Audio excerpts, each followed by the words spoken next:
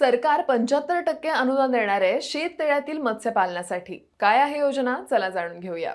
राज्य शासनाच्या नानाजी देशमुख कृषी संजीवनी प्रकल्पाअंतर्गत शेततळ्यातील गोड्या पाण्यात मत्स्यपालनाला प्रोत्साहन दिलं जात आहे. यामध्ये अल्प आणि अत्यल्प भूधारक शेतकऱ्यांना मत्स्यपालनासाठी लागणाऱ्या खर्चावर अनुदान दिलं जातं. जर तुमच्याकडे 5 हेक्टर पर्यंत जमीन धारणा असेल आणि शेततळ्यात पुरेसं पाणी साठलेलं असेल तर तुम्ही या योजनेचा लाभ घेऊ शकता. या योजनेअंतर्गत अत्यल्प भूधारकांना एकूण खर्चाच्या 75% आणि अल्प भूधारकांना 65% अनुदान मिळू शकतं.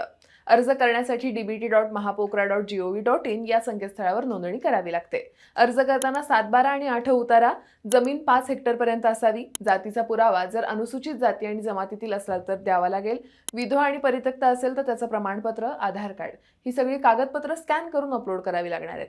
शेततळ्यांमध्ये असलेलं पाणी जर उपयोगात आणलं नाही तर ते वाया जातं. पण त्याच पाण्यात जर मासे सोडले तर काही महिन्यात तुम्हाला उत्पन्न मिळवता येणार आहे. कमी जागेत कमी गुंतवणुकीतून सुरू होणारा हा व्यवसाय शेतीसोबत सहज सांभाळता सुद्धा येतो. शिवाय बाजारपेठेत गोड्या पाण्यातील माशांना कायम मागणी सुद्धा असते. या योजनेबद्दल तुमचं काय मत आहे? या योजनेचा खरंच शेतकऱ्यांना फायदा होईल का? तुम्हाला काय वाटतंय? कमेंट करून नक्की सांगा. आणि हा व्हिडिओ तुमच्या शेतकरी मित्रांसोबत लगेच शेअर करा.